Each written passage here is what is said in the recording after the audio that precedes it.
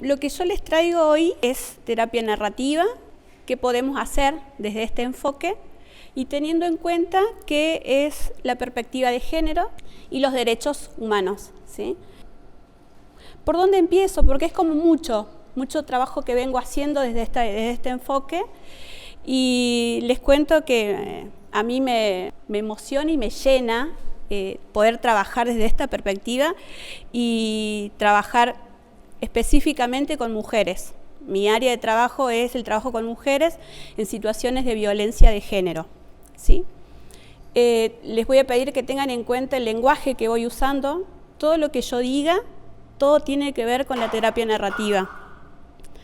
Las voy a invitar a que se paren, que se suelten las manos, todo lo que tienen en las manos, que se miren cómo están vestidas, que se miren dónde estamos, que piensen desde que se levantaron hasta que llegaron hoy.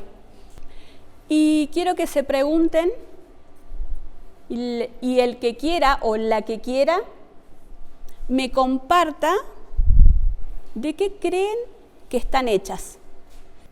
Si se hicieron solas, las o los construyeron.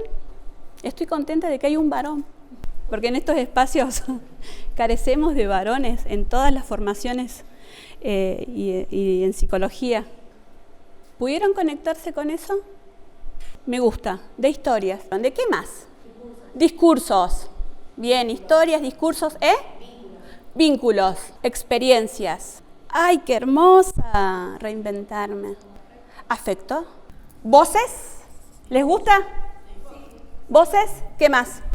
Todo esto que hoy somos, ¿lo podemos tener dentro del consultorio o dentro del espacio donde estamos? Cuerpos. Wow, preguntas. Emociones. ¿Los psicólogos nos emocionamos o las psicólogas? ¿Y lo podemos poner eso en consulta? ¿Y qué pasa con esto? ¿Movimiento? ¿Qué es lo académico? A mí me resuelve lo académico esto. ¿Y cara de? ¿No? Eso, ¿sí? No me siento para nada cómoda. De hecho, ya estar acá me incomoda. Porque yo marco una simetría estando acá. Y marco poder. Y el conocimiento es poder, ¿sí? La idea es que hoy deconstruyamos eso y que podamos pensarnos como personas que vamos construyéndonos constantemente y que nuestros roles en la vida cotidiana se van construyendo con otros y otras. Sola, imposible. Y acá me dijo una colega, porque me pregunta si yo era sistémica, y posiblemente por algo narrativa, que la narrativa sale desde lo sistémico, y me formé narrativa desde que me recibí, investigando, curioseando, tratando de reinventar el rol y tratando cuando encontré mi primer consultante, tenía que ir a los apuntes y empezar a buscar qué era la primera entrevista y si me tocaba un niño, cómo tenía que ser la primera entrevista con niño y si no me encajaba alguno de los indicadores o las preguntas que tenía que hacer, entraba en caos, como muchos creo que nos ha pasado en las primeras consultas, ¿o no? Bueno, por suerte ya estoy un poco bastante alejada de eso y en lo cual trato de fluir, así como hoy. Acá puse que la terapia narrativa nos permite escuchar a las personas desde la utopía, desde la esperanza. Y esta mañana una compañera me pregunta que cómo es posible trabajar todo el tiempo con mujeres que han pasado situaciones de violencia. Y yo le decía que creo que es porque no trabajo con la mierda en la cual están, sino que trabajo desde la utopía, desde la esperanza, desde esos relatos alternativos que dice la narrativa, que es lo que vamos a construir. Esos dos señores que están ahí, el que está de remera verde es David Epsom, Y Michael White, el segundo. El de rojo es Michael White y es trabajador social. Y David es antropólogo. Ambos son los fundadores de la psicología narrativa, de la terapia narrativa. Este año tuvimos la oportunidad de estar con David Epson en Buenos Aires. Me formé con él en un seminario y fue excepcional. Era como las personas que hacen psicoanálisis dirían estar con Freud sentado y conversar. Y les aseguro que fue una experiencia única, en lo cual, en cierta manera, creo que reafirmé mi rol como terapeuta narrativa y como que entendí de dónde venían todas esas ideas o esas reinvenciones que me hacía constantemente qué era ser una psicóloga narrativa. Apareció con un sombrero, una camisa hawaiana, hablaba inglés, que fue lo único que no podía entender nada de lo que decía porque carezco del lenguaje. Y al segundo encuentro, que fueron 2 días, fue mi hijo y él traducía todo lo que yo le decía. Fue hermoso. Lo cual este señor obtuvo su mail, conversó con él, yo nada, escuchaba. Y en ese momento dije, la puta madre, ¿cómo no aprendí inglés? ¿No? Y sí, entonces, en eso, esto de no seguir siendo colonizada, me arrepentí. Y creo que por ahí va mi negación en cierta forma y no tomarlo en cuenta como una herramienta. Pero bueno, ya lo solucionaré en terapia. Sí, todos vamos al terapeuta a solucionar lo que en realidad nosotros no queremos decir, sí, en verdad, tengo que hacer eso, ¿no? Y pobre nosotros que... Y a ver, ¿cuál es tu problema? Y vos lo mirás y decís, a ver, si lo tenés re claro. Son esos diálogos internos que también utilizamos, ¿no? De decir, esta persona tiene re clara, pero no lo dice. ¿A ustedes no les pasa eso? A veces nosotros decimos son diálogos internos y ¿por qué no ponerlos a la vea del paciente, ¿no? O del consultante? Decirle esto, que realmente es lo que pensamos y se lo tratamos de traducir con otras palabras más adornadas. Pero bien, fue espectacular ese congreso. Como verán, ninguno de los dos ha sido ni... White sí tuvo una preparación en psiquiatría, él sí. Trabajaba mucho con niños, de hecho se empieza trabajando con niños que han trabajado con problemas, con violencia fue posterior, pero los inicios fue trabajo con niños específicamente y hay muchas herramientas para trabajar con niños. ¿Usted algo de eso sabrá quizás, de las herramientas? Es muy interesante trabajar desde la narrativa con niños porque ellos plantean personificar el problema, ¿no? Y es ponerle nombre al problema. Externalizar el problema. Cuando hablamos de narrativa, hablamos de problemas y hablamos de externalización. Las influencias, como verán, Foucault ha sido como muy importante para la narrativa, porque Foucault habla de los discursos, ¿sí?, dominantes, habla del poder. Y el aporte que le hace a la psicología o a la terapia narrativa es básicamente que dice que tenemos que hablar del poder como algo positivo, como algo que nos acerca, como el conocimiento tiene que ser no como un poder que yo otorgo al otro, sino como un poder que yo puedo compartir, ¿sí? Tenemos a Derrida, Vygotsky, la mayoría han sido filósofos, tenemos Clifford Geertz, o antropólogos, que se trabaja mucho con los mapas, ¿sí?, en la narrativa, poder historizar lo que han sido los problemas que las personas traen, porque hablamos de los problemas y no del problema. Lo que sería traducido en otras terapias como trauma, ¿sí? Nosotros hablamos de problemas, porque problemas tenemos todos y todas, ¿sí? Y creo que a veces los traumas tienden a encasillar y desde lo narrativo decimos no etiqueta y no patologización. Por eso cuando empecé a hablar y a indagar en lo que es la terapia narrativa, me gustaba mucho eso, porque empezamos a pensar que las personas están basadas en discursos dominantes que me han dicho y me han relatado mi historia, y en realidad no es lo que yo soy, ¿sí? Ustedes dijeron hace rato toda esa variedad de lo que ustedes están hechos. Dice, las personas somos historias, en plural, lo que les decía recién. Ni absolutas ni absolutistas. De hecho, tendemos, por lo general, a pensar en binomios, ¿sí? Esto es pensando desde la perspectiva de género, ¿no? Estamos acostumbrados a pensar en binomios, pero en todo, ¿sí? O es hombre o es mujer, ¿no? ¿Es bueno o es malo? ¿Correcto o incorrecto? ¿Válido, inválido? Y ahí nos quedamos, en lo absoluto. Y todo lo que queda entre medio, y en lo que no encaja es lo que está fuera de la norma, ¿no? Fuera de la regla.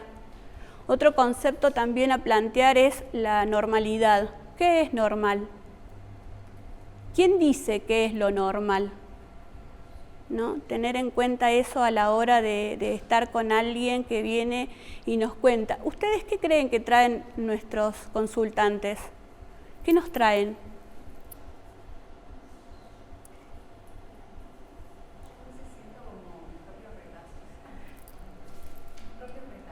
Mis propios retazos.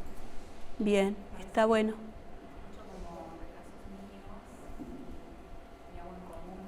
Ajá. Bien, retazos. ¿Qué más nos traen? Problemas, conflictos, historias. ¿Qué más? Miedos, angustias. Cuestionamientos. Por ahí lo ven como algo malo. No encajar. ¿No? ¿Qué más? ¿Alguna vez en blanco? Vine, pero no sé por qué. Hay algo que me molesta, ¿no? ¿Qué será? Yo estoy en un dispensario, estoy con el programa Médicos Comunitarios. ¿Alguien está con el programa Médico Comunitario? ¿Todavía existe? ¿Hiciste? ¿Terminaste ya? Bien. Yo también ya me recibí, pero estoy todavía en el dispensario, ahí poniéndole mucha garra a lo que es el trabajo en la comunidad, ¿no? Yo veo que los que me consultan o los que consultan, hoy los puedo ver como que me traen regalos. Regalos que traen para compartir conmigo. Entonces no lo veo como un problema quizás y me acerco de otra forma. La narrativa nos invita a eso, a humanizarnos. Y les decía esto, lo de la disociación instrumental, los que trabajamos o las que trabajamos con mujeres en situación de violencia, está como una ley. ¿Alguien trabaja con mujeres en situación de violencia? Vení. Les presento a Carolina Campana. Hola. ¿Por qué te hago esto? Carolina hoy comparte conmigo un espacio que se llama Hilando Narraciones.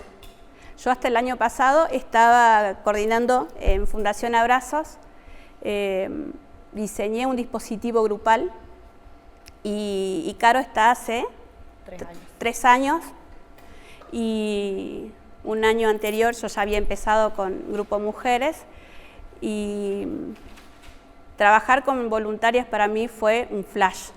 Acostumbrada a trabajar sola, en consultorio sola, y empezar a trabajar con las voluntarias fue espectacular y me encontré con otros roles y aprendí a delegar. ¿Aprendí? ¿Todavía estoy en eso? Estoy en eso, en delegar las cosas que implican llevar un grupo. Y Caro ahora está haciendo su tesis y yo le digo a ella que quiero que se reciba ya, y la quiero ya, porque ya no le hace falta hacer una especialización para mí, ya está súpermente formada. ¿Cómo que no? Qué miedo. Y ¿Su tesis sobre? No, mi tesis la estoy haciendo sobre educación popular, otra cosa. Y es esto. Pero, sí. Es esto educación popular. Aunque estemos en la universidad, con otros formatos. Bueno, sentate si querés, vaya. No, se las quería presentar porque me parece que hay que presentar a las personas que nos acompañan y que comparten y nos colaboran en lo que uno hace, porque los trabajos no son solitarios, ¿no? Entonces sí, hay que presentar y hay que compartir lo que uno va haciendo.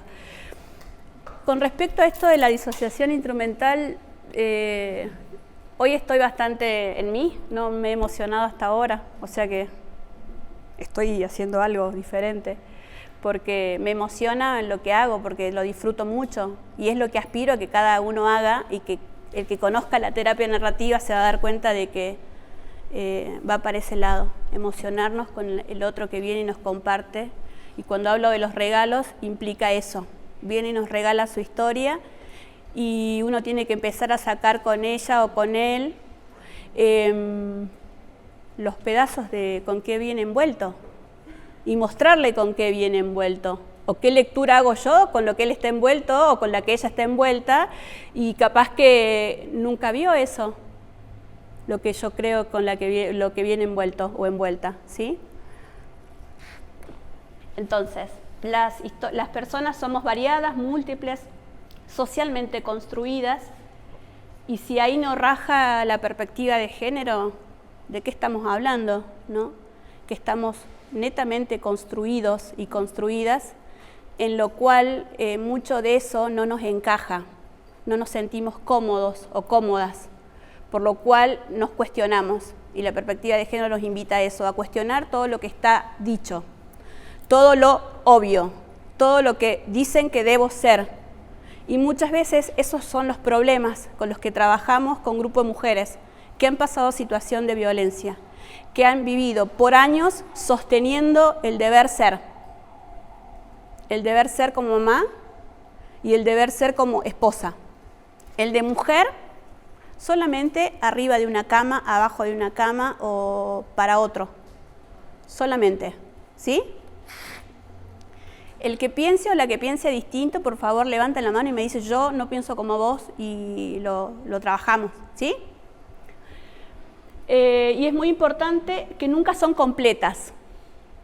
Los narrativos decimos que estamos hechos de relatos, los cuales muchas de las historias quedan por abajo, por arriba, y esos relatos nunca los tuvimos en cuenta, sino que solamente quedan los relatos dominantes, y son aquellos los cuales la sociedad ha dispuesto que debemos cumplir. Y llega un momento en el cual ya no nos sentimos cómodas ni cómodos con esos relatos. Las historias incompletas entre lo vivido y lo narrado. ¿Yo soy lo que narro?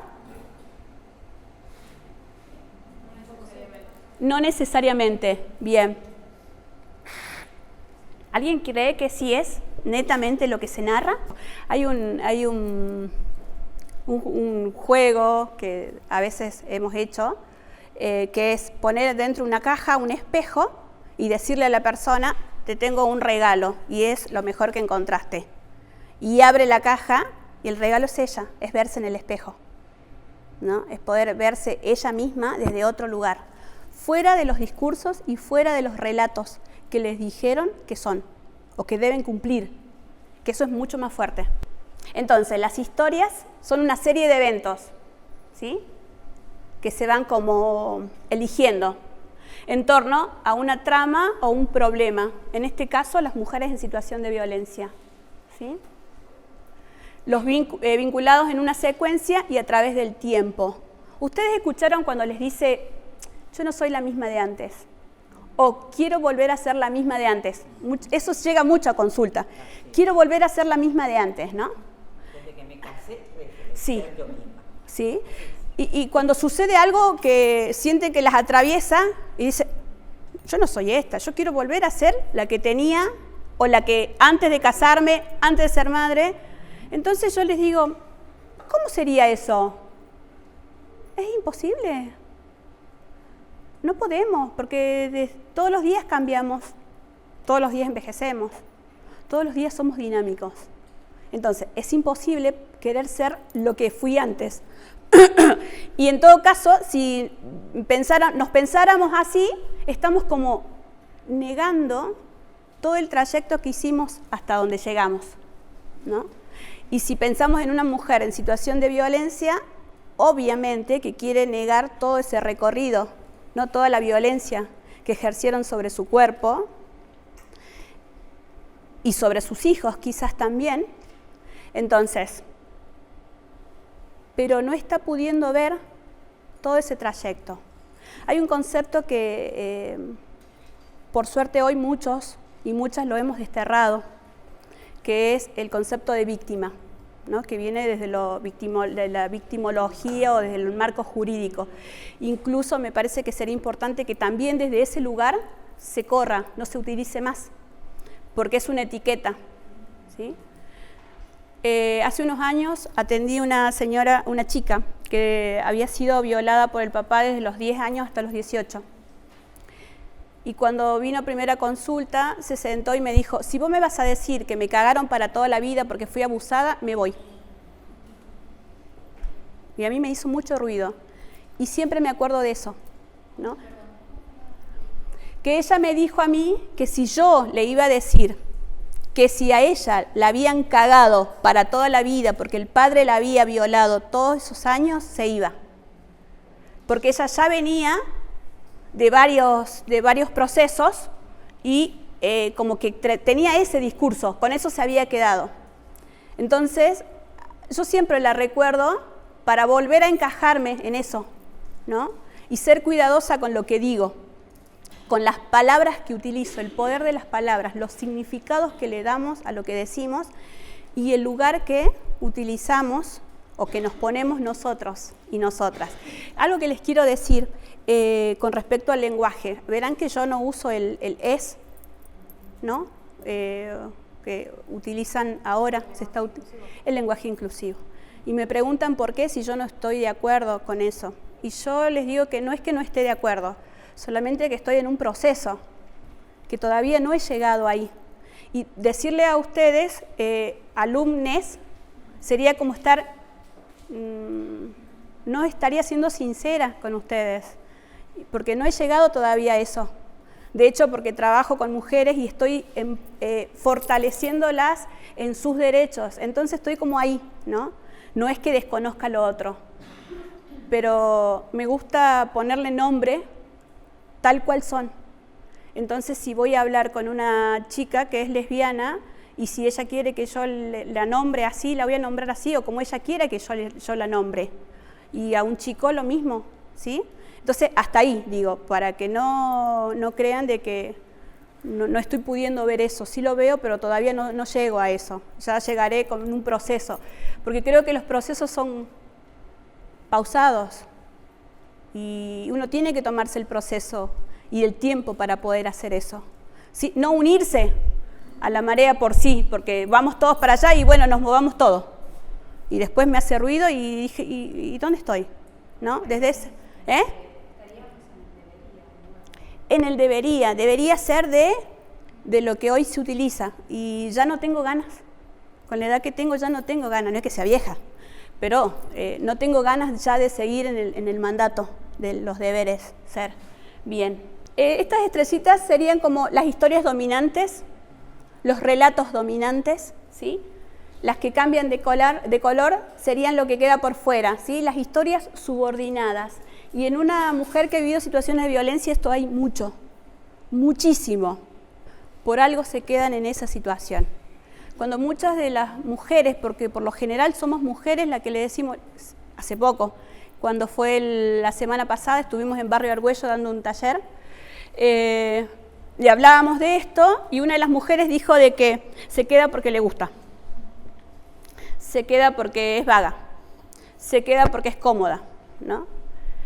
Y yo la invité a pensar de que a nadie nos gusta que nos peguen y nos maltraten, ¿sí?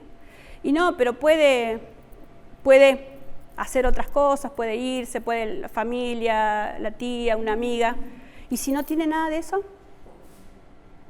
Y yo buscaría hacer algo, yo buscaría salir de la situación. Bien.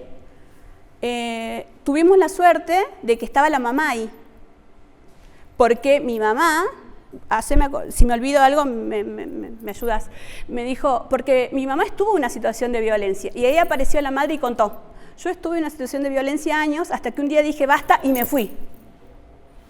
Entonces yo ahí entendí por qué piensa así esta señora. Ella hizo otra historia de la historia que ella vivió, y obtuvo otros recursos y otras herramientas y se fortaleció de manera diferente. Entonces ella ahí pudo elegir y pudo ver y haber vivido la situación de violencia, ella como hija, y pudo hacer un corte, que muchas mujeres no lo pueden hacer.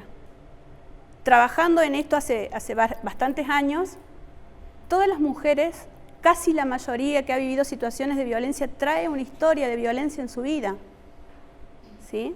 Trae algo que la ha marcado como que esa es la vida, esa es la manera en que se vive, porque mi mamá lo vivió así, y porque cuando fue a pedir ayuda a la mamá le dijo, y bueno, y te casaste, ¿no? Esto es parte de la vida. Entonces, ¿cómo los relatos que uno va trayendo de las historias, ¿sí? Esto es historizar nuestra vida para encontrarle un para qué, ¿sí?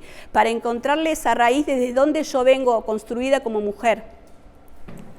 Estos son afiches que fuimos haciendo con respecto a algunas cosas que fui recogiendo. Cuando preguntábamos qué es el amor, amar es dejar ser al otro, dejarlo ser feliz, es comprensión y compañerismo. Amar es dejarlo ser al otro tal cual es, aceptarlo, brindándole lo que uno siente hacia el otro. ¿Cuáles son los discursos que sostienen? Cosas que ellas pensaron. No habrá nadie mejor que él. ¿Qué va a hacer él si lo dejo? Como él nadie me va a amar. No me ames tanto porque si así como me tratás, me amás. Eso lo dijo una mujer que empezó hace como 4 años en un grupo. Con una situación de violencia extrema. Lo que la hizo a ella salir de la violencia no fue su conciencia de riesgo, sino fue que la hija le dijo, mamá, basta. ¿Hasta cuándo? Una hija de 18 años en ese entonces. Y ella dijo, todos estos años me quedé por mis hijos. Y hoy la hija la pone en caja y le dice, basta. Fue lo que ella la hizo dejar a la pareja, al marido, ¿no? 25 años de violencia. ¿Cómo poder desarmar todo eso? Y la única manera que yo encontré poder desarmar la violencia es en el ámbito de lo grupal. ¿Por qué? Porque la violencia es estructural, la violencia es social. ¿Cómo puedo desandar algo en lo individual si se construye en lo social? Si se construye en la estructura. ¿Cómo? Cuando todos los discursos de los otros me decían que yo me tenía que quedar porque me había casado y mis hijos se iban a quedar sin padre y la culpa iba a ser mía. ¿Cómo desandar eso en un grupo? Cuando otra mujer le dice, no, lo que vos estás haciendo no es lo más sano. Es interesante ver el movimiento grupal, cómo una a otra se devuelven en espejo lo que se dicen, ¿no? Es interesante y es sumamente rico poder trabajar la violencia en lo grupal. Y en lo individual es posible, pero no se ve esto en el espejo, ¿sí? No se toma la herramienta de la otra, o la otra cómo resolvió no tener para darle de comer a sus hijos, o no sabía con qué pagar el alquiler, porque una mujer cuando está en situación de violencia lo primero que piensa, ¿dónde me voy? Con los chicos. Y ahí yo le digo, te irás bajo el puente y comerán arroz y pan duro, pero van a estar bien. No van a estar violentados. Hubo un concepto también que hoy por hoy se habla y se trabaja, que antes se hablaba de la violencia directa o la violencia indirecta. ¿Escucharon algo de eso? Bien. Hoy por hoy, y ahora le dicen testigos de violencia también. Los niños que están en situación de violencia viven violencia. ¿Pasiva? No creo que sea pasiva. Un niño lo que hacía cuando mamá y papá se peleaban era dar vueltas alrededor de la mesa, tapándose las orejas. Y lo hacía, o se metían bajo de la mesa, o bajo la cama. Entonces, si eso no es violencia, ¿de qué estamos hablando? ¿Sí? Como la violencia que más se visibiliza es la de los golpes. Y yo a veces les suelo decir a las mujeres, sí, hay 2 pasos cuando una mujer decide salir de la situación de violencia. Es hacer la denuncia, ¿sí? Por un lado, para que entre en el sistema judicial con todo lo que implica eso, ¿no? Que no es lo que quisiéramos, pero es lo que hay, ¿sí? Y la otra es, hago la denuncia, me voy a mi casa o a donde me voy, y el violento sigue acá. Y con ese hay que trabajar. Porque le queda como ¿vieron la propaganda del pajarito con las galletitas? No sé si es vieja, pero el tiqui, tiqui, tiqui, tiqui, tiqui, todo el tiempo. Bueno, ahora hay que trabajar con eso. Y muchas veces esas situaciones son difíciles de salir porque la mujer tiende muchas veces a pensarse y a creerse todos esos discursos. Todo lo que la otra persona le dice. Ella habla y se conduce a partir del discurso del otro, del discurso de violencia, el que no servís para nada, el que vas a hacer, sos un inservible, no servís para estudiar, ¿qué van a hacer los chicos sin mí? Se van a morir de hambre, ¿sí? Todos esos discursos son discursos dominantes. Por eso cuando encontré y empecé a formarme en terapia narrativa, me parecía excelente, porque encajaba lo que es la perspectiva de género, encajaba lo que es el enfoque de derechos, ¿sí? Encajaba decirle a la mujer, basta, deja de hablar por los otros, empezá a escucharte. Tenemos que trabajar con las mujeres desde ese lugar, que empiecen a meterse para adentro y empiecen a sentir lo que les pasa. Porque cuando uno está con ellas, muchas veces vos las escuchás y es como que contaran un cuento de otra. Y vos decís, están como divididas. Entonces, tengo un problema con esa palabra. No me gusta la palabra disociación porque la socializo o la asocio con esta. Me gusta la divorcio. Están divorciadas con sus emociones y con su cuerpo, ¿no? Entonces, hay algo que hago así el primer encuentro y es muy fuerte, es pedirle que dibujen una figura que son ellas y que en cada parte del cuerpo marquen dónde fueron violentadas. Es muy fuerte y la semana pasada nosotras abrimos un grupo de mujeres en el espacio donde yo estoy, que la que quiera puede invitarla, es un espacio gratuito, se llama Hilando Narraciones, tomen nota si quieres, calle Lima, 5º piso, oficina 5, Lima 90, 5º piso, oficina 5. El grupo comienza de 4 a 6 de la tarde y es un espacio gratuito.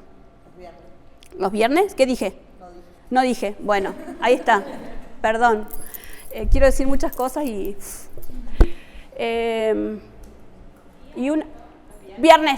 Viernes. Cuando decidí hacer este espacio gratuito me preguntaron por qué gratuito y quién me lo financiaba. Y yo le dije, lo financia. ¿Por qué?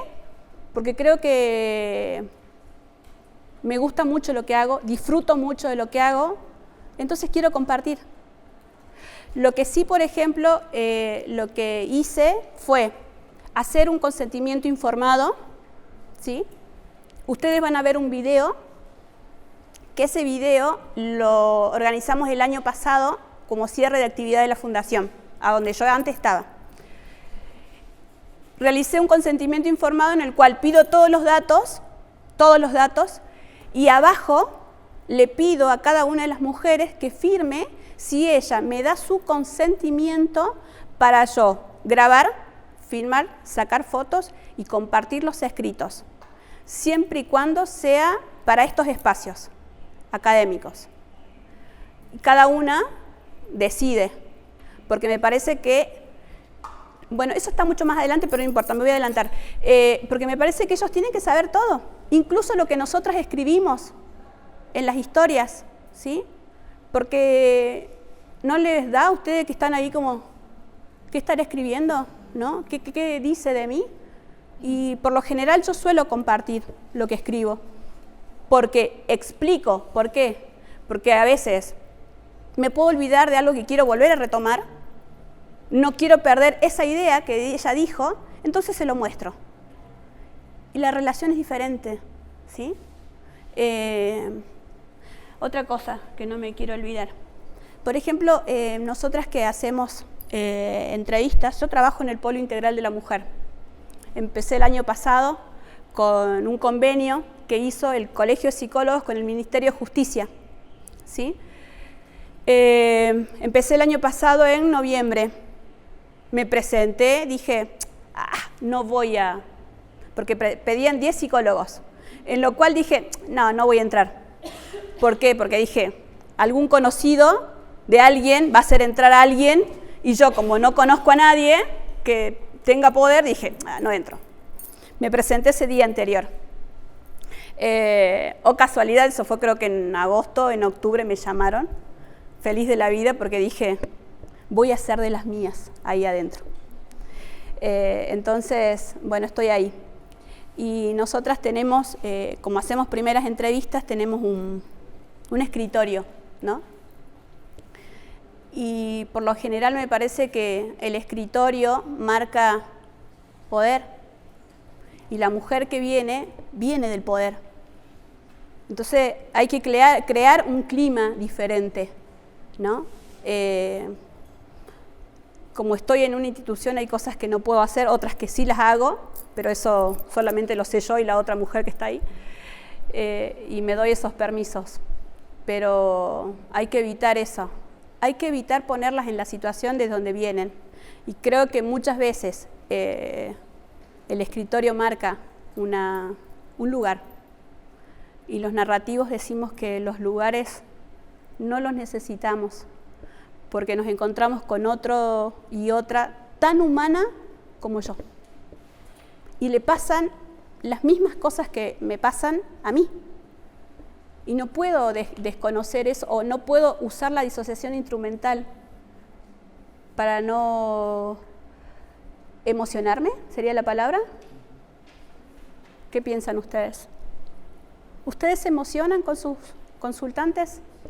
¿O marcan eso, cara de póker, y está acá, los ovarios o los huevos acá arriba, sin poder respirar? A mí me pasó justamente que la primera vez que recuerdo, ¿no?, que me emocioné intensamente y que me permití demostrarlo fue con la primera paciente que yo tuve consultante, que venía con una problemática de violencia de género, y no inhibí nada. Nada. No inhibí nada, y con mis ojos llorosos al final nos abrazamos. Y, sí, me pareció que era necesario no inhibir nada. Tal cual. Muy bueno, trabajamos 2 años. Creo que sí. Tomo no es mi experiencia, pero es de un compañero que le costó mucho empezar terapia porque no encontraba la persona con la que podía hacer terapia. No se encontraba a sí mismo. Yo trabajo en recursos humanos, hago otra cosa totalmente distinta. Pero mucha gente viene a consultarme justamente porque soy psicóloga, entonces la gente viene y pregunta, che, ¿a dónde puedo ir? Oh, sorpresa, fue un montón, todos los que le cubrió la obra social. Y encontró una terapeuta que con la que está trabajando en este momento. El primer día lo tuvo 2 horas y lloró a la par de él. Lo primero que viene me dijo, encontré una psicóloga humana, me dice. ¿Cómo que humana? Pará, yo también soy psicóloga. Pero él marcaba esa diferencia. Encontré a alguien del otro lado que me está escuchando, y lo que yo le conté le emocionó tanto como me emocionó a mí. Eso me pareció hermoso. Pero la verdad Sí. me encantó. Sí. Bueno, yo trabajo en famoso finanza, Sí. que bueno, son varones, con ley, menores. Bueno, también me interesa, digamos, todo lo que es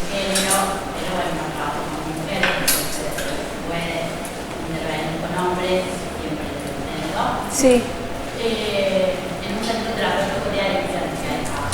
Y uno de los chicos que está ahí, que es el que se define como el alto delincuente, el machote, digamos, me hizo de regalo, hablando un poco después de los regalos, un móvil, un colgante con muchas estrellitas, muchas, y bueno, gira todo el tiempo, es hermoso.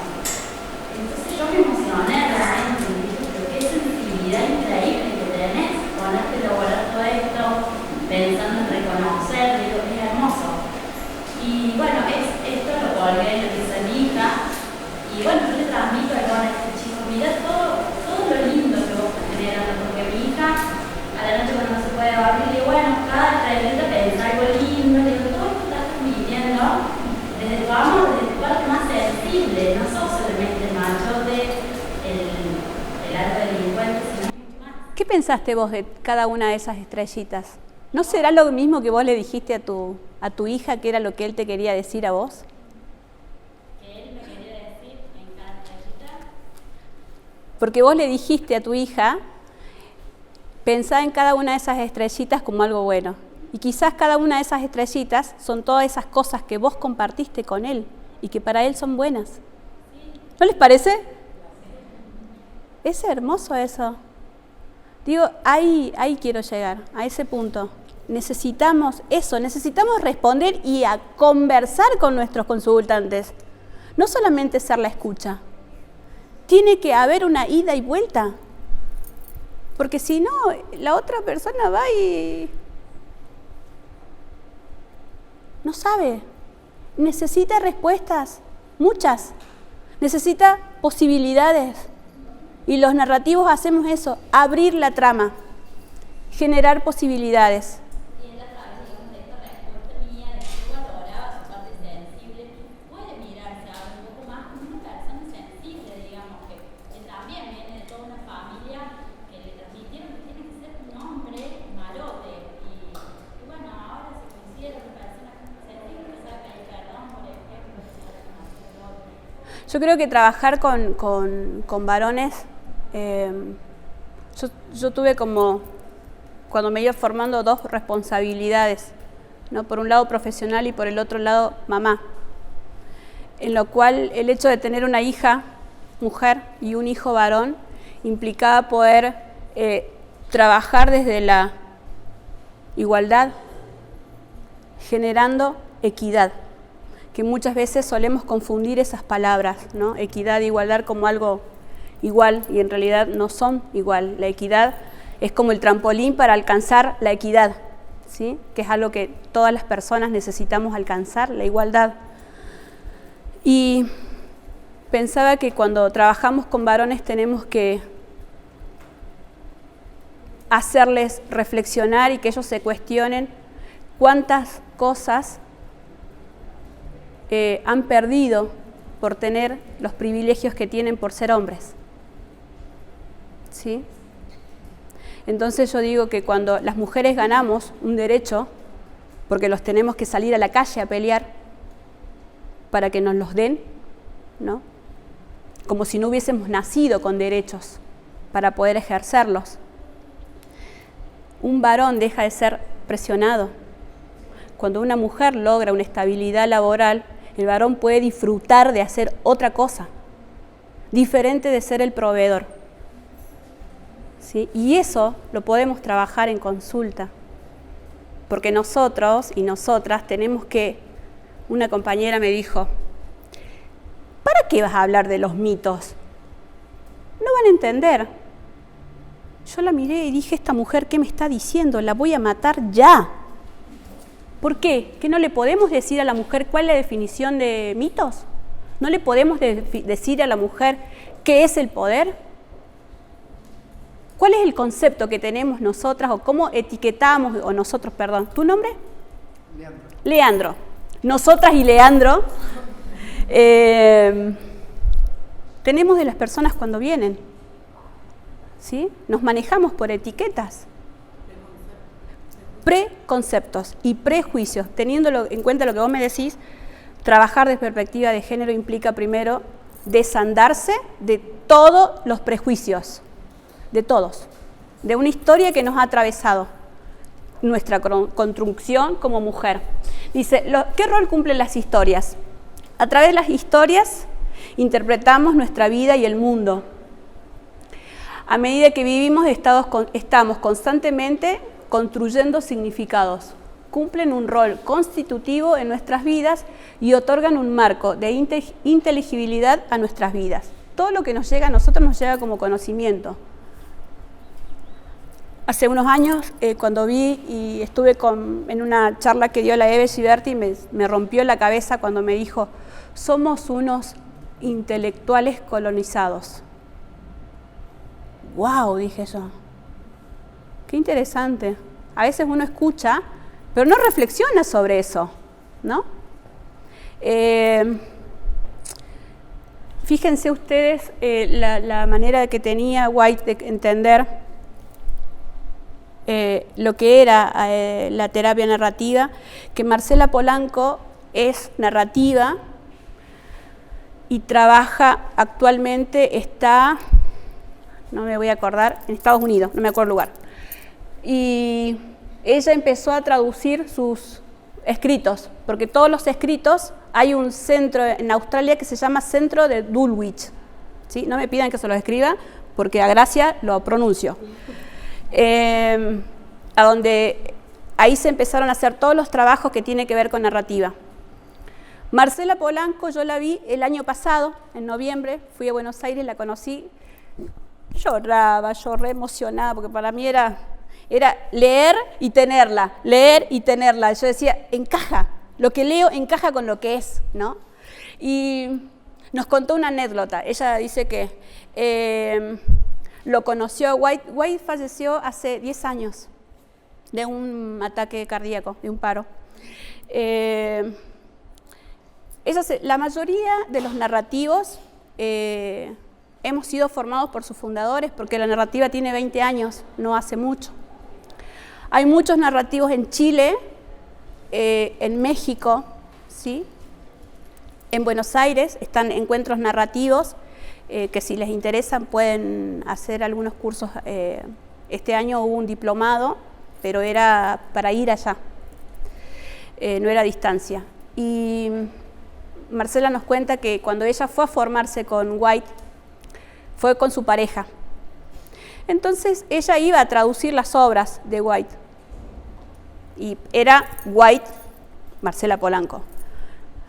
Un día la pareja sale a pasear, a conocer, y ella estaba como muy preocupada y ocupada cómo iba a traducir las obras de White, siendo ella colombiana y él siendo de Australia y en otro idioma.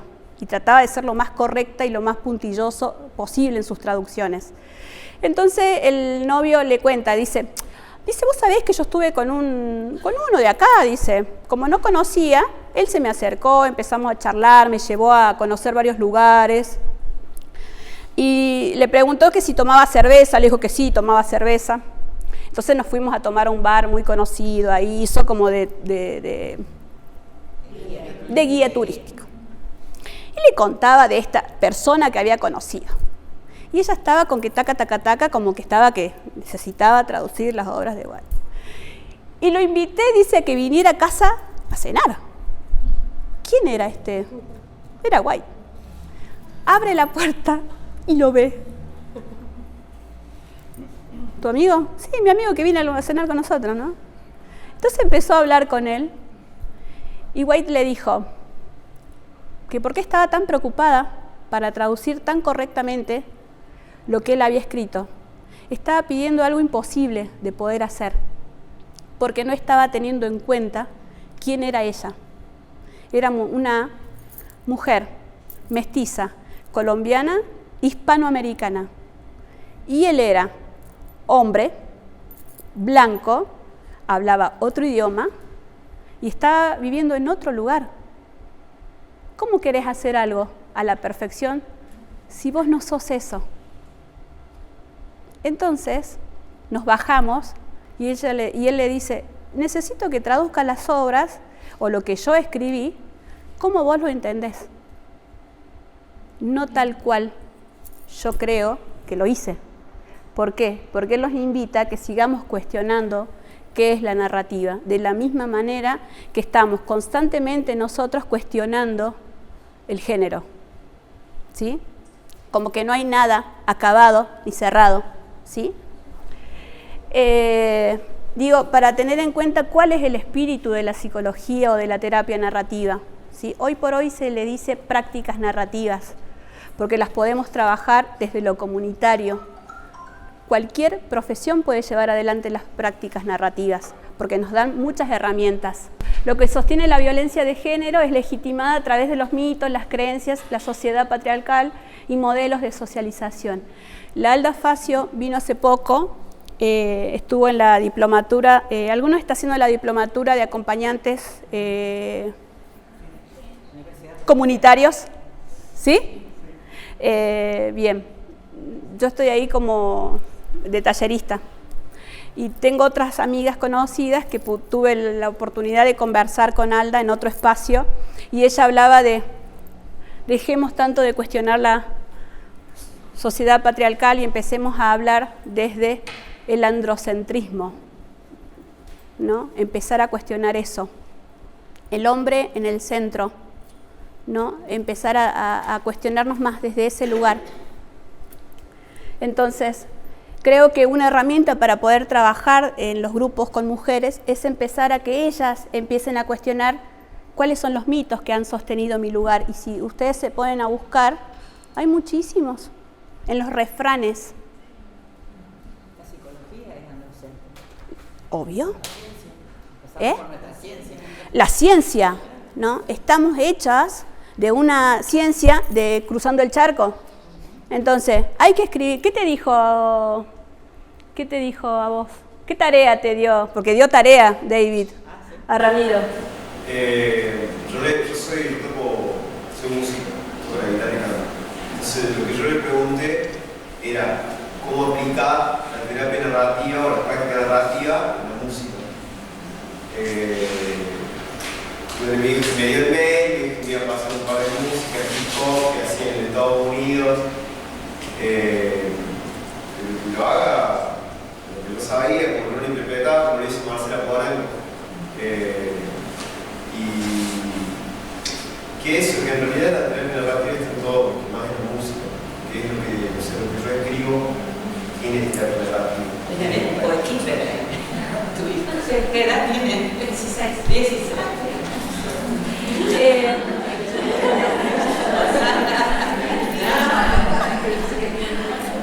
Fui atravesada por la narrativa y la perspectiva de género, indudablemente. Y mis ancestros se deben revolver ahí, porque yo soy de Jujuy y traigo toda una cultura así, chin, chin, chin, chin. La vi a la Rita Segato, la fui a buscar a su casa y no estaba. Para que tengo otra anécdota con eso. La vimos en la diplomatura, me quise que me firmara el libro, no obtuve nada. ¿Y quién obtuvo algo? Él. Se sentó, conversó, le escribió una carta, se la leyó todo. Yo dije, lo tengo que llevar como talismán ahí.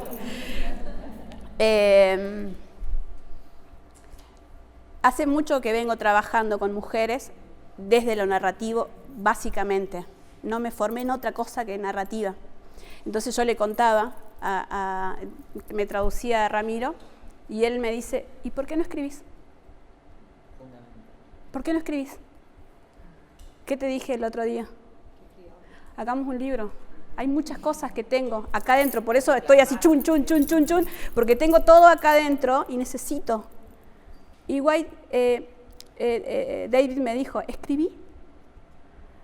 ¿Por qué necesitamos que las otras personas nos avalen lo que hacemos? ¿No? ¿Por qué no tomamos lo que aprendemos en la comunidad, en el barrio, con las mujeres? Ahí está el conocimiento, ¿no? Después tiene que ser avalado académicamente, chaca, chaca, chaca, todo lo que... Pero la riqueza está ahí, ¿no? En empezar a escribir, en animarnos a escribir que lo nuestro es valioso.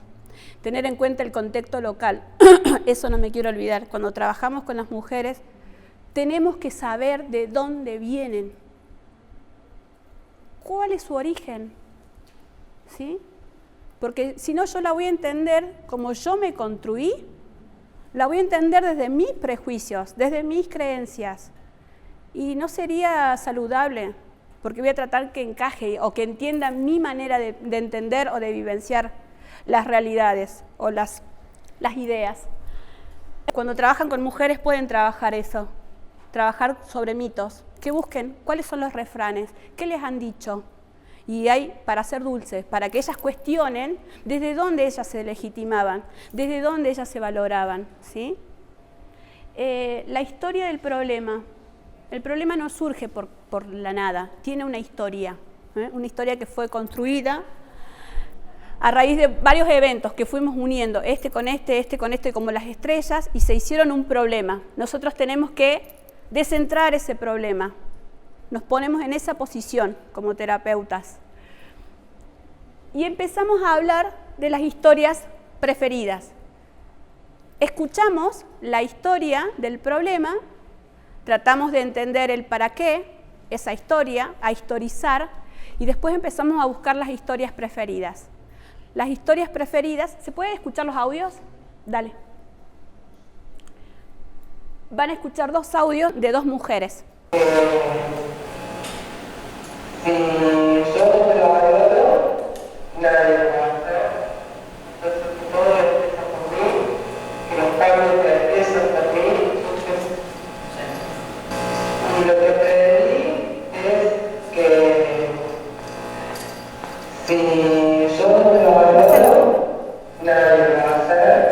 Entonces, que todo empieza por mí, que los cambios que empiezan por mí surgen por mí para que los demás cambien. Y a poder decirme lo que yo quiero, para qué lo quiero, sin satisfacer a nadie, porque si no más. O sea, todo lo que hago alrededor, lo hago por mí primero, y aprender que si yo estoy bien, todas las personas que me rodean van a estar bien, sin sacrificio alguno. Yo tengo que sacrificarme en lo absoluto para que los otros estén felices. Dice, no me tengo que sacrificar ya por nadie. Eso es encontrar una historia preferida, ¿no? Digo, para que pueda decir eso, tuvo que hacer una deconstrucción importante de su ser mujer y de su ser mamá. Trabajar con mujeres implica eso, que ellas encuentren cómo van a inventarse o reinventar un rol de ser una mamá que no sea sacrificada, ¿sí? Es un trabajo interesante. Y la religiosa es la religión ahí. En la misma Biblia dice, ¿no? Criarás o parirás con dolor. ¿O no? Parirás con dolor. Y mi hermano se hace la burla porque me dice, vos no los pariste, porque yo los tuve por cesárea los 2. No sos madre porque no pariste con dolor, ¿no? A veces uno lo toma como chiste, pero es muy fuerte el significado, la carga cultural que tiene eso en una mujer, ¿sí? Bien. Sí. Una mujer nos contaba que ella se quedaba en la cama con el nene cuando se levantaba el marido y de la puerta le decía, qué bien que la pasas vos, como diciendo, te quedás, yo trabajo, yo me voy. Sí. Y ella venía con todo un discurso de que ella no servía para nada, que ella no hacía nada. Y ella se quedaba en la casa con el hijo, cocinaba, limpiaba, o sea, hacía un montón de cosas, pero la frase de él era impactante, así como, qué bien que la pasas vos, así como... Sí, a veces creo que cuando nosotras preguntamos, Leandro, ¿no? ¿Leandro? Tenemos que, en vez de decir, ¿vos trabajás? Preguntarle, ¿vos hacés un trabajo remunerado? Porque si vos le decís sí. En las entrevistas, las primeras entrevistas, yo suelo preguntar, aparte de las tareas domésticas, ¿haces alguna otra actividad? Ahí está. Pero la cuestión es marcar, ¿sí? Esto del trabajo doméstico, ¿sí? ¿Por qué? Es trabajo, no remunerado. Ahí está, poder hacer ese corte. ¿Vos hacés algún trabajo remunerado? No. ¿Qué trabajo haces? Las tareas domésticas. Bien. Eso vos lo trabajás en consulta, en grupo, cuando las mujeres dicen, y yo me tengo que ir de la casa porque la casa es de él. Y él se quiere llevar las cosas porque las compró él. Bien. Y porque él solamente trabajaba, yo nunca trabajé, entonces las cosas son de él. Para el carrito, le digo yo. No. Mientras él trabajaba, vos lavabas, cocinabas, planchabas, cuidabas a los niños, eras doctora, eras maestra particular, era de todo. Las cosas se construyeron entre los dos. A que vos no hayas trabajado afuera con un sueldo, no hace a que las cosas no sean tuyas, ¿sí? Muchas mujeres dicen, no, yo me voy porque la casa es de él. ¿Y estaban casados? Sí. No importa, vamos para lo legal, ¿no? Desde ese lugar. Pero digo, poder hacer ese corte y esa reflexión con ella. Ah, sí, usted tiene razón. ¡Claro! Empecemos a valorar todas esas cosas que hacen las mujeres o hacen algunos varones dentro del hogar, que no se piensan que son como algo que al otro le permite saltar. ¿Cuántas mujeres nos quedamos en las casas mientras nuestros maridos, parejas o lo que fuese, pueden estudiar, pueden hacer su carrera universitaria y todo lo que se les ocurre mientras las señoras están en la casa cuidando a los niños? ¿Eso es equitativo? ¿Eso es valorado? No. ¿Por qué? Porque es lo que te corresponde. ¿Sos mujer? Bueno, tenés que hacer todo eso. No es si vos querés, si vos deseás. El deseo no existe. No existe el deseo. Cuando ustedes le preguntan a las mujeres que están o que tuvieron esta situación de violencia, ¿cuál es tu deseo? Nunca pensé que era mi deseo. Creo o pensé que en algún momento mi deseo era ser mamá. ¿Y quién te lo dijo? Y me lo dijeron. De generación en generación. Esto es transgeneracional, ¿sí? Dice, esto se escribió posterior.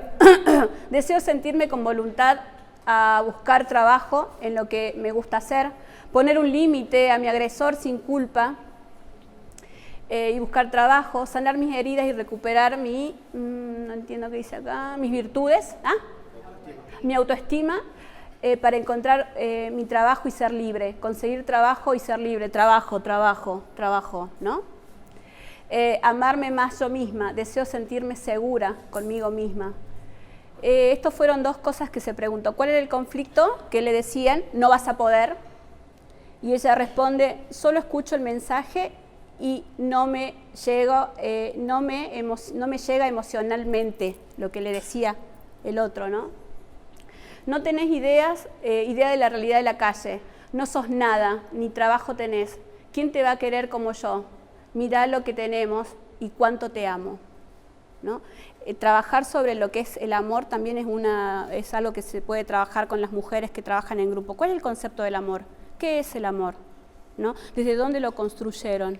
¿Qué sostiene el amor? El amor es como lo que sostiene la violencia a rajatabla, ¿sí? Dice, me mantengo firme en lo que quiero para mí, soy clara en lo que digo y estoy atenta a la reacción del otro. Cuando trabajás con mujeres en situación de violencia, el objetivo debe ser que las mujeres aprendan a reconocer la violencia. Porque muchas mujeres, o algunas han estado con la misma pareja 20 años, y otras mujeres han tenido muchas situaciones y muchas parejas que todas han ejercido violencia. Entonces la mujer dice, ¿y será que el problema lo tengo yo? ¿No? Y le devolvemos la pregunta, ¿y será que no pudimos todavía entender o reconocer la violencia? Porque creemos que de esa forma es amar, que cuando te dice a vos, te voy a buscar a la facultad, te voy a buscar al trabajo, te voy a buscar, no es un cuidado, ¿sí? Sino que es un control. ¿Sí? ¿Qué hacemos con todo lo que narramos y nos narramos? Narrar es el acto de relatar secuencias escogidas de la vida, trae sus discursos de sí mismo y lo que le pasó. Historias contadas y vueltas a contar, facilitando la construcción de la experiencia. ¿Qué es un relato? El relato son experiencias que poseen significados influyentes en la vida y en sus relaciones. White habla de relatos saturados. Esos relatos cargados que traemos generalmente las mujeres que estamos en situación de violencia y están cargados, saturados de discurso de otro. Y nosotros necesitamos desandar ese discurso para empezar a escuchar la voz de la mujer. Cuando dijimos hace rato que estamos hechos de voces, tiene que ver con eso. Estamos llenos de discursos saturados de otro. Y la historia alternativa se remite a eso, a generar una historia en la cual solamente la mujer pueda escuchar su voz interna y pueda pensarse ella, con un cuerpo, ¿sí? Que es propio, sí. No me quedó claro qué era la historia preferida, ¿es la historia Es esto, alternativa? es la historia alternativa. Nosotros tiene el relato dominante, ¿sí? Y el relato dominante es, atravesado por la perspectiva de género, es el deber ser de la mujer. Y nosotros generamos saturado de problemas. Vos no servís para nada, ¿qué vas a hacer? Sin mí no sos nada, no servís para trabajar. Lo peor que podemos haber escuchado es decir, esto, ni coger, ¿sabes? Servís. O sea, madre no sirve, mujer no sirve, nada. Tachada totalmente. Y eso es el discurso saturado de problemas. Nosotras necesitamos, con Leandro, sacar ese discurso saturado de problemas. Cuando tenemos el discurso saturado de problemas, necesitamos pensar, ¿y cuáles son tus problemas? ¿Sí? Una herramienta que usamos los narrativos es la externalización del problema. ¿Sí? ¿Les suena algo? El problema es el problema. ¿Sí? Hace unos años a mí me diagnosticaron celiaquía, 3 años. Y fue como muy importante y como que me atravesó mal, porque yo me creía una mujer sana. ¿Sí? Y en ese momento yo decía, yo soy celíaca. Y en realidad yo no soy celíaca. Yo soy Marcela, soy mamá, soy psicóloga, trabajo con mujeres, soy jujeña, amo mi tierra, soy rock and rollera, soy. Lo otro es, tengo un problema. Entonces, los narrativos le decimos, externalizamos el problema. El problema es eso. Vos sos vos. Ahora, ¿qué vamos a hacer con eso que sacamos? Lo tenemos que trabajar. Tenemos que sacarlo. Eso saturado que te viene a vos lo tenemos que externalizar. ¿Sí? Esto dice, esto lo dije hace rato me parece, registrar todo lo que sucede en el espacio grupal a través de grabación, registros, escritos, videos, fotos.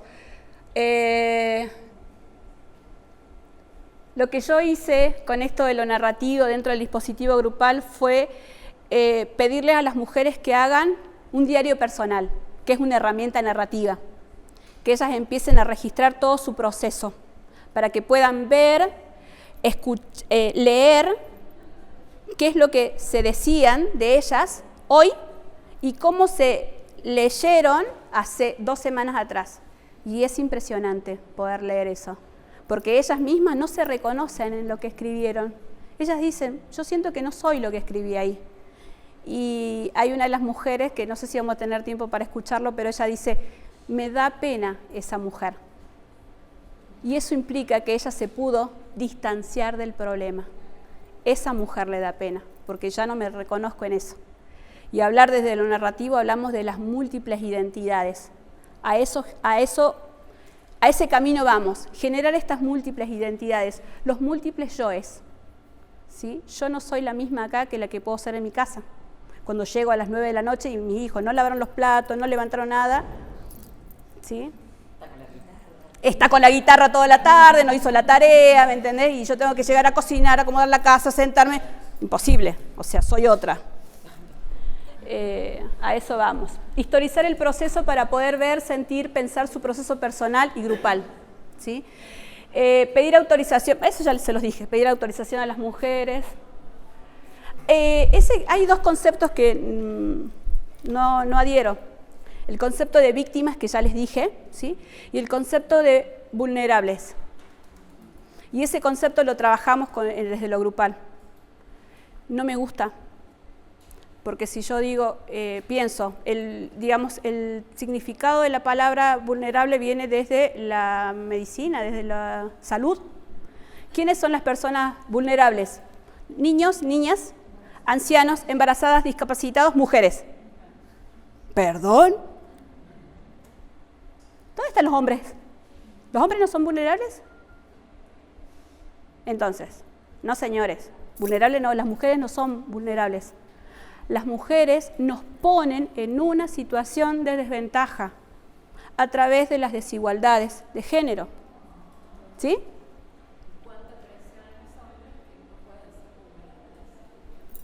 Porque tienen que ser machotes. Allá, la compañera que compartió eso, ¿sí? Entonces, no me gusta el término vulnerable, nunca hablo de las mujeres como vulnerables, todo lo contrario. Creo que una mujer que ha estado en situación de violencia es la mujer mucho más fuerte de la que estamos todas acá reunidas hoy, que no ha pasado por la situación extrema de violencia que ellas han estado. Y ella no lo sabe. Porque cada vez que ha ido a denunciar, no le creen, y le dicen, ¿está seguro usted lo que va a denunciar? ¿Está segura que su marido hizo tal? ¿Sí?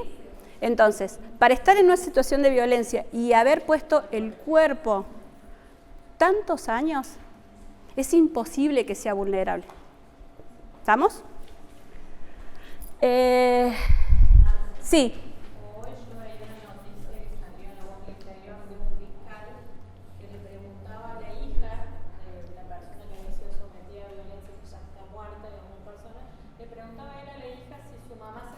Ah, sí, lo vi. Sí. Si su mamá se vestía provocativamente, si su mamá tenía amantes, o sea, sobre que ya estaba atravesada por lo que le había sucedido a su mamá y estaba en una situación totalmente difícil de estar en un juicio de una persona que había abusado de su mamá, que había matado a su mamá. Encima, o sea, todos estos prejuicios.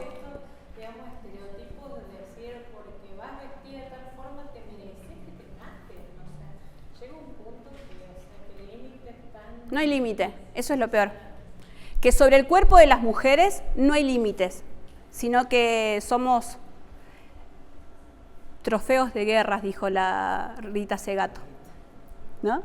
Somos eso, hasta en la guerra nuestros cuerpos ejercen eso, ejercen violencia. Y encima para mitigar, si se quiere, de alguna manera a estas personas que están en esa situación de guerra. Digo, creo que tenemos que reflexionar mucho, primero nosotras, cómo estamos construidas como mujeres y cuáles son nuestros prejuicios para trabajar con mujeres que estuvieron en situación de violencia. Porque tenemos que cuestionarnos mucho y pensar y bajar todos esos prejuicios que tenemos. Y que no solamente somos cuerpos. Todo debe ser escrito, incluso las anotaciones se las puede compartir. Bueno, ya se los dije esto. Bueno, la ética narrativa, la persona nunca es el problema es el problema, la persona no es un trauma, el trauma es el trauma, el trauma es una historia. ¿Sí? El problema, lo que es, desde algunas teorías decimos síntoma. ¿Sí? Los problemas aparecen y se mantienen gracias a las historias opresivas. Ideas particulares, creencias, prácticas de la cultura que dominan la vida de las personas. Surgen cuando contamos nuestras historias a otras de un modo en que no se ajustan de formas significativas a sus experiencias de vida. Los narrativos decimos que tenemos como el arte de preguntar. Preguntamos y preguntamos constantemente. No solamente somos una escucha atenta, sino que buscamos generar preguntas, pero para nosotros como terapeutas y para la persona que viene y nos comparte la historia, ¿sí? Porque muchas veces no sabemos si va a volver, ¿sí? Entonces necesitamos darle un recibimiento y un cierre con lo que vino, porque algo vino a buscar, aunque sea en una sola consulta, algo necesitamos decirle cuando viene. Entonces preguntamos, ¿cuándo? Necesitamos ensanchar la trama del problema, decimos los narrativos, y preguntamos ¿cuándo? ¿Dónde? ¿Con quiénes? ¿Con quiénes ocurre eso? ¿Cómo? ¿Cómo te sentiste? ¿Cuándo? ¿En qué momento estabas? ¿Con quiénes estabas? ¿Quiénes estaban en ese momento? ¿Qué estabas haciendo? ¿Qué ropa tenías puesta? Necesita escenificar la escena para que pueda ensanchar qué cosas quedaron por fuera. Capaz que en ese momento, supongamos, una situación de violencia en la cual muchas de las mujeres dicen, y yo no hice nada, en una posición totalmente pasiva. Y no existe la pasividad. Los narrativos no creemos que ninguna persona es pasiva en lo que hace. Desde el lugar que hace, responde. Desde el lugar en el que se ocupa el problema, está respondiendo. Desde el silencio, desde la queja, desde responder, lo que sea. Eso tiene que tener un marco de respuesta para poder haber estado tanto tiempo en esa situación. ¿Pasamos, Rami? ¿Qué? Además, va a la clase de la hora. de lo que decía Tom la otra Sí. vez. ¡Ay, no! Una foto. Sí. Diga. O sea, no son preguntas porque son preguntas también que te las puede hacer un policía. Pero las preguntas que hacen los narrativos tienen amor, que es muy distinto a lo que hacen. O sea, son preguntas que están dirigidas con amor. Yo le preguntaría a Guay, ¿qué es el amor? Es un tema. ¿Qué, no? ¿Qué habrá pensado que es el amor? Muy complejo, y depende de dónde se parece, y a su vez, por más que busque, no encontrar ninguna respuesta Que cierre. Y está bueno que nos cierre las ideas. de la antropología, de la Sí. psicología, No hay una respuesta. es la búsqueda permanente. La búsqueda permanente. Mucho de la violencia está sostenida en nombre del amor. En nombre del amor. Por muchos mitos. Por mitos, sí, eso es verdad. Bien. ¿Algo más, licenciado Argüello? Es que tiene esta madre. ¿Quién lo crió? Cuando se porta bien, ¿quién lo crió? Pasa, por favor, hijo. Es mío. No, esto es así. ¿Tu nombre cómo es? ¿Cómo es tu nombre? ¿Ah? Paca, es mío.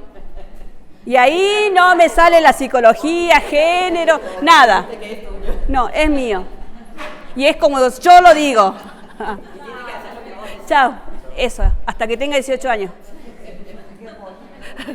Me queda poquito, de verdad, 21. Bien, el problema y las historias dominantes. Según Foucault, deconstruir significa examinar en detalle las historias de la relación entre las ideas y el poder político y las instituciones. Una dimensión política de la terapia narrativa que ayude a las personas a oponerse a los efectos de las relaciones de poder visibles o encubiertas, que constriñe, ya que muchos problemas se desprenden de construcciones sociales que tienen que ver con las historias dominantes que veníamos hablando recién. Concepto de la externalización, que es lo que ya les estaba diciendo. Es un proceso de separar el problema de las personas y es el fundamento en el que se construye las conversaciones, ¿no? La ida y vuelta. Ampliar la influencia de la persona en el problema y la influencia del problema en la vida de la persona. Suceden los recursos personales que se hacen visibles, reducen la culpa y la condena. Las mujeres venimos culposas desde que nacemos, ¿no? Con la culpa acarreando. Desde Adán y Eva, la culpa la tenemos nosotros porque la inducimos a que mordiera la manzana, ¿no? ¿Qué? La víbora era mujer. Ahí estamos, ¿eh? Yo le cambio la palabra de culpa por responsabilidad. La culpa me paraliza, ¿no? La responsabilidad, hay un movimiento interesante que necesitamos hacer y es diferente. Quitar poder al problema o al síntoma o a la etiqueta patologizante o al discurso que son sentidos como que empobrecen sus vidas. Si yo les digo sos víctima de violencia, la pongo en ese lugar de rótulo, ¿no? Otro concepto que no me gusta, que es el concepto de sobreviviente. Me parece que no está bueno. Creo que son mujeres que han vivido situaciones en un momento determinado y que tienen herramientas para poder salir adelante. Solamente que necesitan hacer un proceso y acompañado. ¿Cuál es nuestro rol? ¿Cómo? ¿Cómo somos los narrativos? El ser del terapeuta se trabaja con relatos presentes de situaciones pasadas, pero con ojos en el futuro. Bien, vos viviste eso, viviste todo eso. ¿Hoy qué haces? ¿Hoy cómo estás? ¿Qué pensás hacer hoy? Bien, eso lo podemos proyectar como un proyecto futuro. No tengo para dar de comer a mi hijo. Bueno, bien, ¿cuál es tu habilidad? ¿Qué sabes hacer? No sé hacer nada. A ver, sí sabes hacer algo. Todas sabemos hacer algo. Hay algo que yo lo hago bien. ¿Qué? Descubramos qué. ¿Qué sabemos hacer eso? Eso que hacemos lo hacemos bien. Hay que descubrir, ¿sí? Tejer, bordar, cocinar, lo que sea. Bien, ¿eso puedo ofrecérselo a alguien? Sí, bueno, empezamos. Generar posibilidades. Las mujeres que están en situación de violencia, las mujeres necesitamos generar posibilidades. Y la única forma es que pensar con otras. Porque solas, yo sola me escucho y nado en lo que digo. Estar con otras es diferente, me nutre. Es una posición descentrada, pero influencial. Todo lo que yo digo la otra escucha y algo le queda, ¿no? Algo le resuena. No se visualiza como un experto. ¿Les suena eso? Todos van buscando nuestra ayuda porque nosotros tenemos la bola de cristal. Los psicólogos sabemos lo que les pasa a las personas y no sabemos nada, más de lo que ellos nos cuentan, más de los relatos que ellos quieren compartir con nosotros o que lo pueden hacer en ese momento. Entonces, el experto en su vida son ellos y necesitamos decírselo. Porque lo pones en otro lugar, en el lugar de ventaja, en el lugar de conocedor de su historia, en el lugar de que puede cambiar su historia si así lo desea y si así él trabaja para poder cambiar su historia. Porque si no es poner en mí algo que puedo ayudarlo, pero no sé si puede ser saludable como esta persona puede descubrirse con sus recursos. Bien, eso. Y los invitamos a ser autor de su vida. Eso es muy bonito. Mónica, ¿no? Sí. Hoy le daba como respuesta a la pregunta de una paciente cómo. El cómo. Cómo transitar, entonces yo le respondía esto y hasta tal punto, porque ella viene de probando técnicas alternativas mágicas. Ajá. Y se da cuenta de que no ha resuelto nada y tiene a punto de cumplir 42 años. Bien. Entonces yo le respondí eso y me escuchó de tal manera que le generó un poco de temor. La suposición, creo que fue hacia atrás, y le dije que lo repensara. Yo necesitaba su compromiso en un tiempo X determinado, si no de lo contrario no tenía sentido el proceso que se iniciaba. Pero cuando le planteé eso justamente, fue como encontrarse, creo, por primera vez con ese desafío a que ella tenía que ser la protagonista y encontrar el cómo, no yo. Bien. Hay una técnica que se llama el como sí. El trabajar el como sí, ¿no? Que es una técnica en la cual yo voy a imaginar, ¿sí? Como si no me hubiese pasado nunca eso. Entonces, es un trabajo interno muy fuerte que uno tiene que hacerlo. Como si no hubieras vivido nunca esa situación, ¿qué harías hoy? Entonces, de cierta manera, uno está pidiendo que el otro se comprometa o empiece a buscar esos recursos que tienen y que seguro que los tienen. Los fortalece. Otra palabra con la cual no acuerdo que es la palabra empoderar. Yo no empodero mujeres, yo las fortalezco.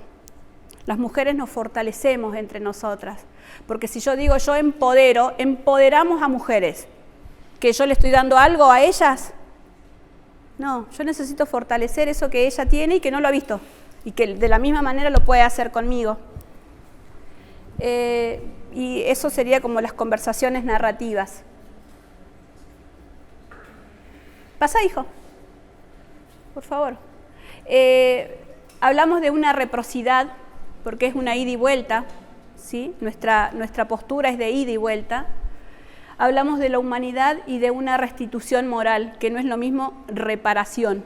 Usamos muchas veces la palabra reparación y en realidad creo que nosotros necesitamos restituir eso que en ella se le fue quitado, que fue una historia de vida alternativa, escrita ahora por ella, en la cual la estamos invitando a que escriba y que sea autora de su propia vida. Pásalo.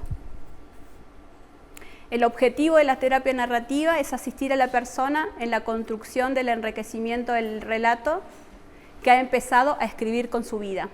La agencia personal, era lo que les decía recién.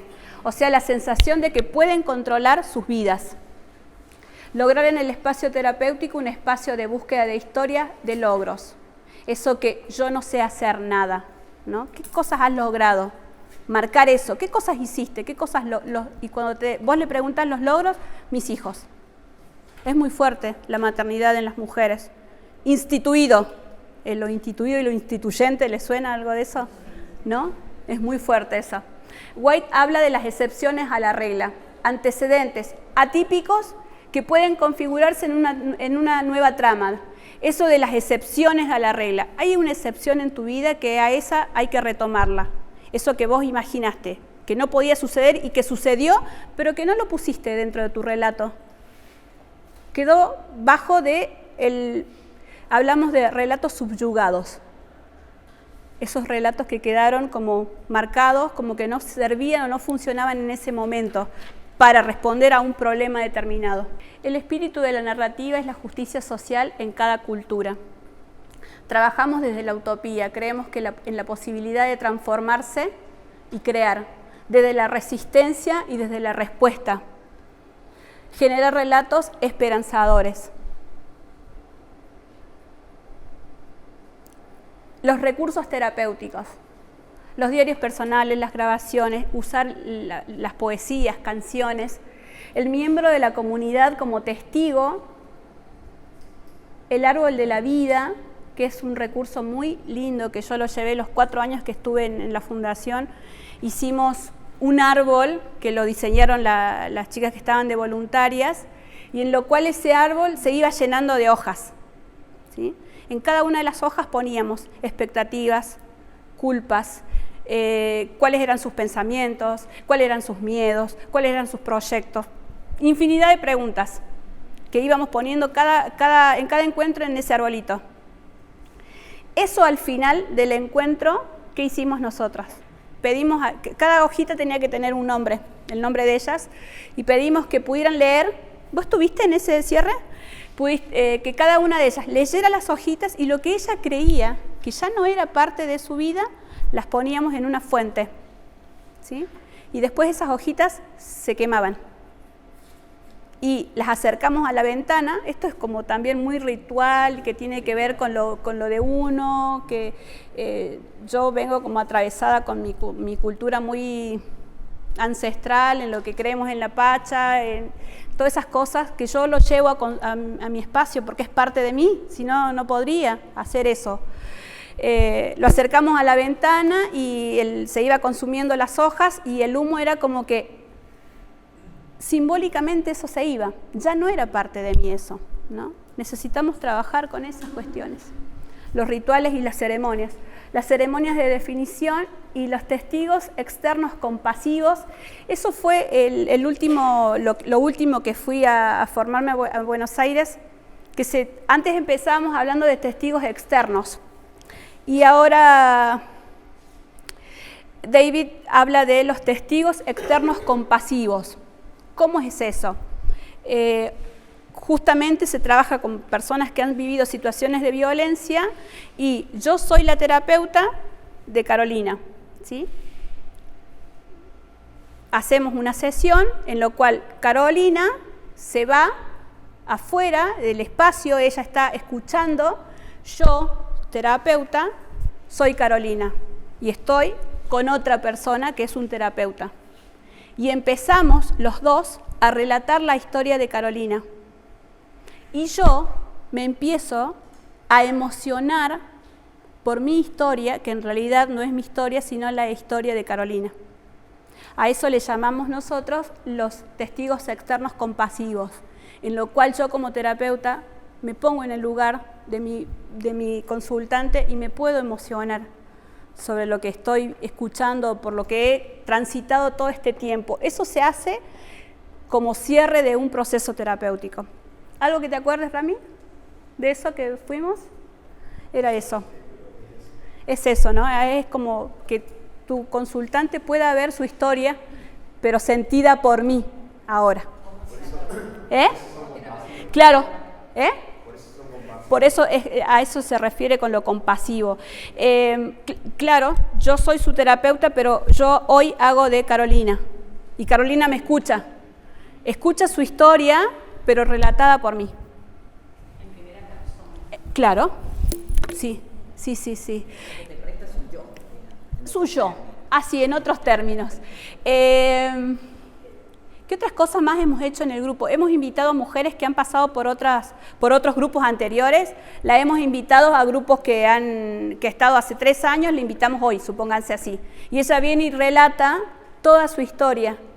Y eso es espectacular, porque después al otro encuentro, ellas empiezan a decir, sí, es verdad. Bien, ¿qué herramientas? La escritura. Por eso el diario personal. Escribimos, registren, escriban. La escritura como herramienta terapéutica, ir registrando el proceso como propio. Escribir y volver a escribir, narrarme y volver a narrarme. Y siempre es un momento diferente a otro, en lo cual puedo ver mi proceso y distanciarme de eso que fue el problema. ¿Sí? ¿Se puede escuchar? Dale.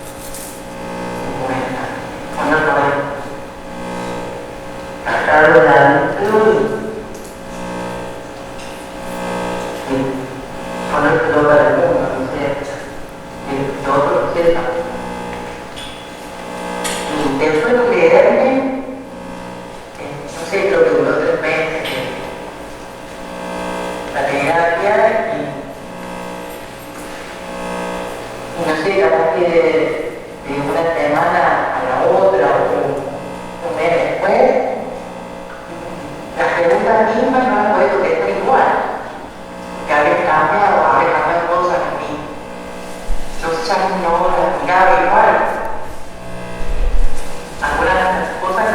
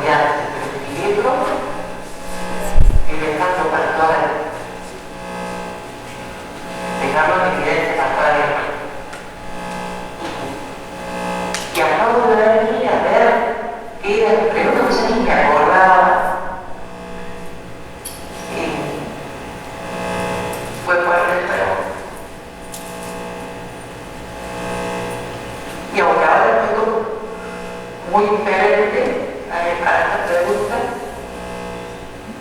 me hace recordar lo mal que estuve. Fuerte. Dijo, escribirlo significaba dejarlo escrito para el mundo, para que el mundo supiera eso. Esa fue una mujer, dijo, yo no tengo que estar acá. Este no es un lugar para mí, porque yo no sufrí violencia.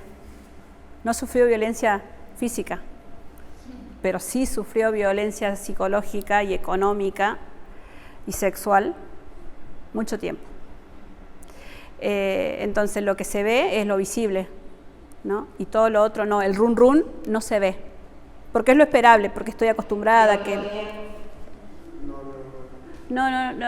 Bueno, pero digo, qué importante que es para, dejarlo escrito, ¿no? Y volverme a leer otra vez y encontrarse de que tomó distancia del problema. Yo ya no soy esa. Y que se lea diferente, ¿no? Y que las preguntas que hoy hicimos, mañana puedo tener otra respuesta. Y eso está bueno decirle, esa es la historia. Son las posibilidades de las múltiples respuestas ante un problema. Intervenciones. Siempre conocer a la persona al margen del problema, tener en cuenta la descripción saturada del problema, bautizar el problema, ponerle un nombre para sacarlo afuera. Cuando se trabaja con niños, hay un relato muy típico, y es el más conocido de White, cuando habla de la caca traicionera. Le pone ese nombre al niño que él no controlaba esfínteres, por eso iba a la consulta, ¿no? La caca traicionera o los monstruos. Y engrosar la trama. La última chica que estuvo hablando pasó por una situación muy fuerte de violencia, un caso que fue judicializado y todo, y digamos cada respuesta de ella era como un desafío para ella misma, lo que se proponía en cada encuentro, ¿no? Y poder encontrarse hoy que las he visto. Lo rico de esto es también que vuelven de vez en cuando y el contacto sigue, y vuelven con alguna pregunta, tengo un problema, voy a verte, bueno, y después conversamos ese encuentro y pasan meses y no las veo. Y ahí está cuando yo digo, a veces los procesos que creemos que tienen que ser extendidos en el tiempo y otros procesos que no necesariamente tienen que ser de varios encuentros, sino tener la respuesta apropiada y la escucha atenta, y en esa ida y vuelta tiene que ser ahí, en esa única consulta, porque quizás no vuelva otra vez. Entonces necesitamos responder en cada encuentro algo con la demanda o con la pregunta que vino. Bueno, con esto cierro. Muchas gracias por haber compartido esta jornada. Los invito a danzar con los relatos de quienes nos consultan. Esto es la terapia narrativa, es el encuentro a la par de cada una de las personas que busquen en nosotras una respuesta y nosotras devolverles diciéndoles que las respuestas están en ellas mismas o en la persona que nos consultan. Así que bueno, ¿quieren leer de narrativa? Busquen PDF en internet, medios narrativos, medios terapéuticos narrativos, White. Búsquenlo, sale como suena y lo van a encontrar. Ese libro está en internet y es la Biblia de los narrativos. De ahí hay mucho material, y el que quiera material me busca y le comparto. Me pueden encontrar en Facebook, Marcela Arévalo con B corta, o Hilando Narraciones, y el material que necesiten me lo piden y si yo lo tengo se lo comparto. Muchas gracias por haber venido y espero que les haya gustado.